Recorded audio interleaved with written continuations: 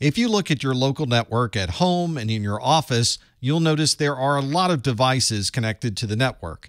Many of these devices are hardware devices that don't generally give us access to the operating system that's running inside. This might be a device used to control the air conditioning system. You might use this device to clock in or clock out of work, but in any case, it's a device that has an operating system running inside of it, but we don't generally have access to that operating system. Since these devices are connected to the network, they are therefore a potential security risk. So we need to make sure that we're always up to date with the firmware or software that might run inside of these hardware devices. If you look around at home, this could mean that your stove, your refrigerator, your garage door, the front doors to your house, and all of these embedded Internet of Things devices or IoT devices all could potentially be a security issue for your home and your office. Before IoT, our security concerns were basically focused on operating systems that we had control of, our Windows laptop or a tablet computer, or perhaps our mobile phone. But with the advent of IoT and these hundreds of different devices that you could connect to your network, we now have security concerns with every one of these devices. We often refer to this operating system that's running inside of this hardware as firmware. This is the operating system that makes everything work inside of this device, and very often we have no idea what this operating system even is. This means that the only people who can really update or manage this system is the manufacturer themselves. They're the ones that created this device. They're the ones that developed the software running in this operating system, and they're the only ones that can really tell us how to upgrade the firmware in all of these hardware devices. Unfortunately, manufacturers of hardware don't necessarily have the same focus on IT security that others of us might have. For example, we ran into exactly this problem with Trane ComfortLink 2 thermostats. These are thermostats that are automated and you can control them from something like a mobile phone or a tablet. Trane was notified of security vulnerabilities of these ComfortLink thermostats in April of 2014.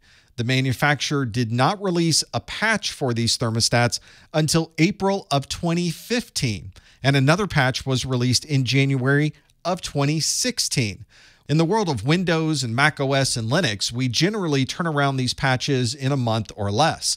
In this case, the manufacturer took at least a year to provide the very first patch for these security problems, and in some cases, almost another year to release the other one. This obviously created security concerns for people that were using these Trane ComfortLink 2 thermostats because during this entire period, the vulnerability was known, but a patch was not available. Sometimes the manufacturer of these devices will inform you when a device is no longer able to be updated.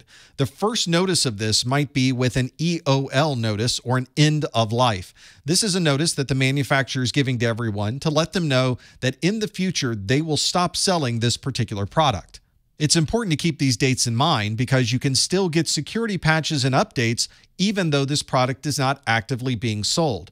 This may be the first notice that it might be time to replace this device. Although there is a time frame where there is still support available, eventually that time frame will go away.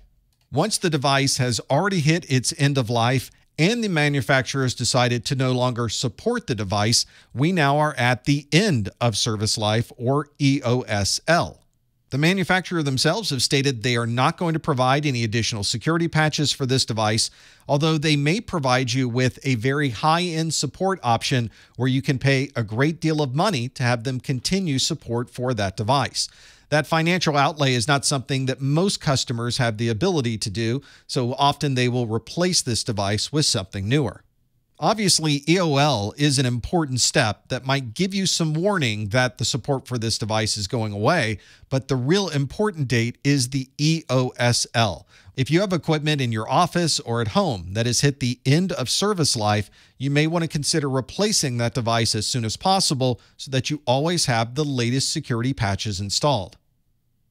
If you work for an organization that has a large infrastructure, you've got data centers that are located around the world and many different remote sites, then you probably have equipment in one of these locations that have been installed for years and years.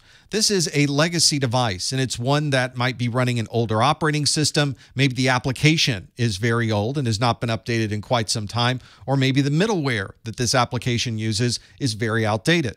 In each of these cases, the software that's running on these systems may be at their end of life or even their end of service life. And if that's the case, we may want to compare the risk of continuing to use this device or this application versus the security concerns or risks associated with keeping it on our network. The real challenge might be if this particular device or software has a very critical part of the overall goals of your organization. This means that it's not as easy as simply turning off the device or replacing it with another device that we can get elsewhere. This means we may need to keep this device running for a certain amount of time, but we might also want to create some type of mitigation that would prevent someone from taking advantage of any known security vulnerabilities. This means we may want to create additional firewall rules that would limit the people able to directly connect to this device, or you might add additional IPS signatures, especially signatures that are built for some of these older operating systems.